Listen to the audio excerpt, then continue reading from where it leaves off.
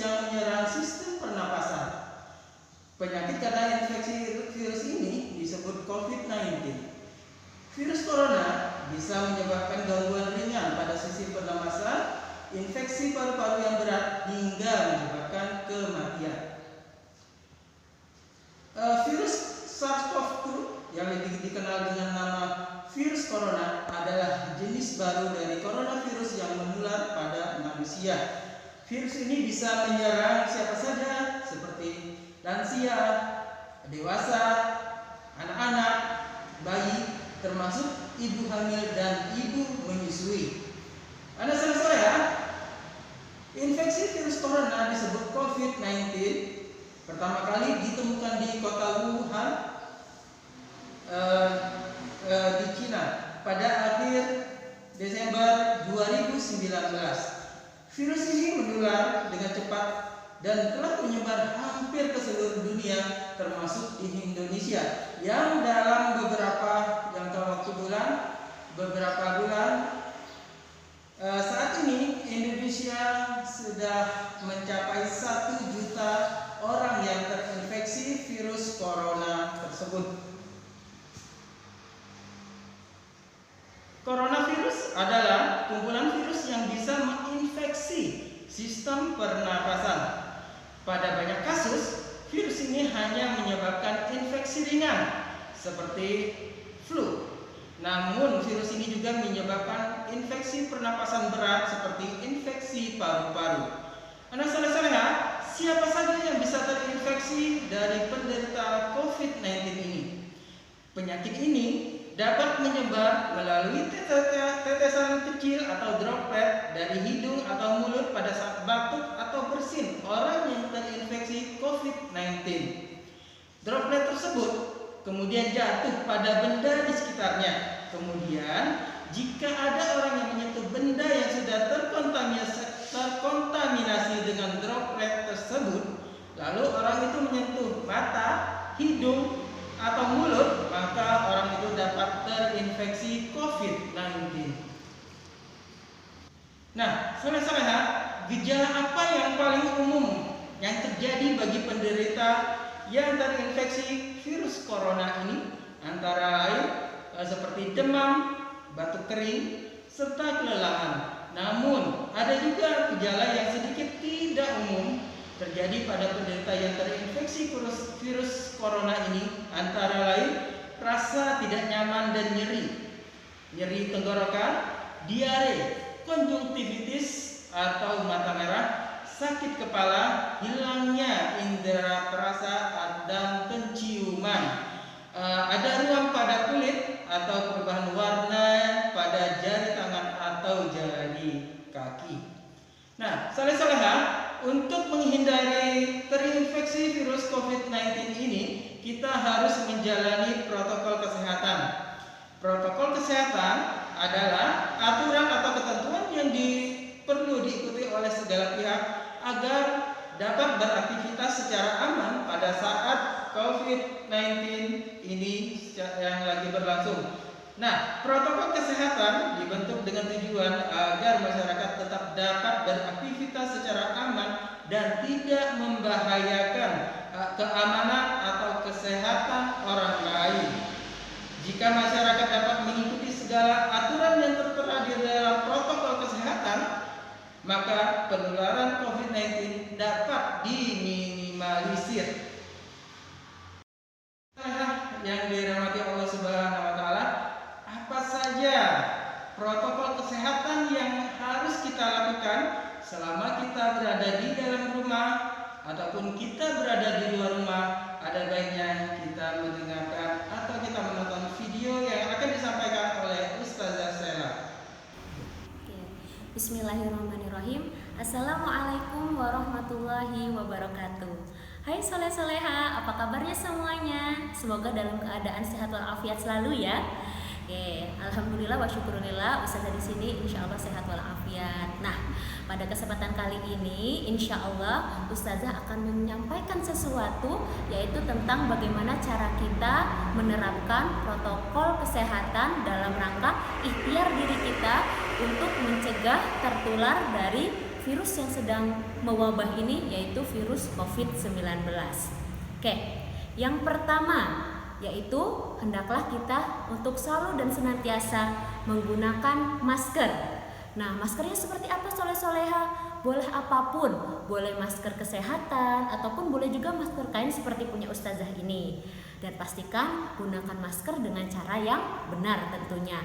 Pakainya ditutup hidungnya dan lain sebagainya ya. Jangan sampai nanti hidungnya kebuka. Percuma pakai maskernya kan biar gak masuk kan virusnya. Tapi kalau misalnya ketutup, nanti kan ikhtiarnya untuk meminimalisir virus-virus yang masuk. Itu yang pertama. Kemudian yang kedua rajin-rajinlah anak soleh-soleha untuk mencuci tangan menggunakan sabun. Cucilah tangan menggunakan sabun dengan air yang mengalir dengan benar.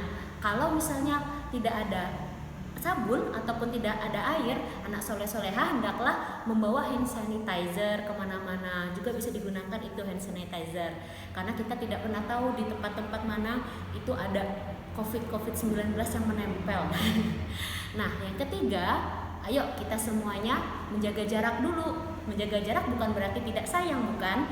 Nah, menjaga jarak ini adalah salah satu cara kita untuk menghindari ataupun meminimalisir terjadinya penularan COVID-19. Karena kita tidak pernah tahu, nak, walaupun terlihatnya sehat, ternyata ada teman-teman kita ataupun orang di sekitar kita yang kita temui di luar sana yang ditempeli oleh COVID-19.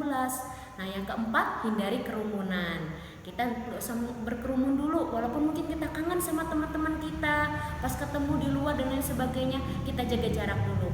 Karena lebih baik menjaga daripada mengobati, ya tentunya. Walaupun kadang-kadang kelihatannya kita sehat-sehat saja, kita tidak pernah tahu apa yang terjadi. Karena COVID itu, virus itu nggak kelihatan, sangat kecil, baru bisa dilihat kalau menggunakan mikroskop khusus. Nah, kalau misalnya nih, selain itu anak soleh-soleha nih yang misalnya melakukan perjalanan keluar kota ataupun ayah bundanya dan lain sebagainya. Nah, salah satu lagi pesan dari ustazah yaitu ketika pulang ke rumah hendaklah untuk segera mandi dan terapkan protokol kesehatan dalam kehidupannya tentunya. Nah, mandi, bersihkan dulu badan-badannya semuanya, kemudian apa-apa yang dibawa juga dibersihkan, dan kemudian kalau bisa kita melakukan isolasi mandiri dulu supaya keluarga kita, saudara kita, teman-teman kita terhindar untuk menjaga, karena menjaga itu selalu lebih baik daripada mengobati. Oke, terima kasih soleh-soleha. Semoga kita selalu senantiasa Allah jaga ya. Amin, Allahumma amin. Dan juga pandemi ini segera berakhir. Amin ya Allah. Assalamualaikum warahmatullahi wabarakatuh. Bye bye. Anak soleh-soleha, dalam masa pandemi COVID-19 ini, seluruh peserta didik SD Al-Bina tetap melakukan pembelajaran jarak jauh. Nah, bagaimana tentang kesiapan kita anak soleh-soleha SD Al-Bina dalam rangka mempersiapkan diri tatap muka nanti? Berikut penjelasan dengan Kepala Bidang Kesiswaan SD Al-Bina, Ustadz Yuliandi. Kita dengar penuturannya.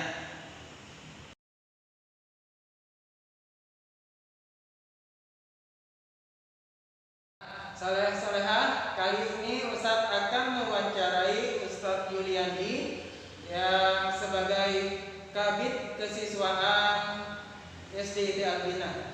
Ustadz Andi, bagaimana kegiatan belajar mengajar selama pandemi COVID-19 ini yang dilaksanakan di SD Al-Bina? Untuk kegiatan belajar dan mengajar itu sendiri di SD Al-Bina, ya, kita selama masa pandemi ini kita menggunakan itu media pembelajarannya secara daring, ya. Daring di sini biasanya ustadz-ustazah akan melakukan Zoom kepada anak soleh-soleha, bisa lewat Zoom ya, ataupun bisa lewat video yang nonton di YouTube, ada juga lewat WA dan Classroom ya. Itu adalah sarana-sarana yang digunakan selama masa pandemi ini, dilakukan secara daring seperti itu. Oke, mungkin ada pesan-pesan yang ingin disampaikan kepada seluruh anak soleh-soleha SD Al-Bina terkait kegiatan belajar mengajar Oke, untuk pesan dan kesannya itu sendiri ya kepada anak soleh-soleha semua, Ustadz mengharapkan selama daring ini anak soleh-soleha tetap harus semangat ya. Walaupun kita belajarnya secara daring, tapi harus semangat mengikuti pembelajaran seperti itu. Dan kalau bisa selama Ustadz menyampaikan materi lewat Zoom, harus anak soleh-soleha ikuti ya. Kalaupun tidak bisa, nanti anak soleh-soleha bisa meminta ustadz-ustadzanya untuk menyampaikan apa tugasnya, materinya apa. Jadi anak soleh-soleha tidak tertinggal pelajarannya seperti itu. Oke, terima kasih. Yang terakhir ya, Sanandi ya. Bagaimana sih kesiapan SD Albina ya? Jika nanti sudah dilaksanakan pembelajaran secara tatap muka langsung, bagaimana? Oke. Mengenai kesiapan dari SD Albina sendiri, insya Allah kita siap ya. Apabila sudah ada instruksi dari dinas untuk tatap muka, maka SD Albina siap untuk tatap muka seperti itu. Kami juga menghadirkan ya sebuah video tata cara gimana prosedur dalam hal teknis apabila sudah tatap muka. Nanti akan kita share ya videonya. Sekalian nanti biar tahu anak soleh-solehnya jika sudah masuk nanti gimana teknisnya seperti itu. Oke, nah saudara demikian pembicaraan kita dengan Kepala Bidang Kesiswaan SD Albina. Mudah-mudahan bermanfaat. Terima kasih ya Sadia. Ya, sama-sama. Demikian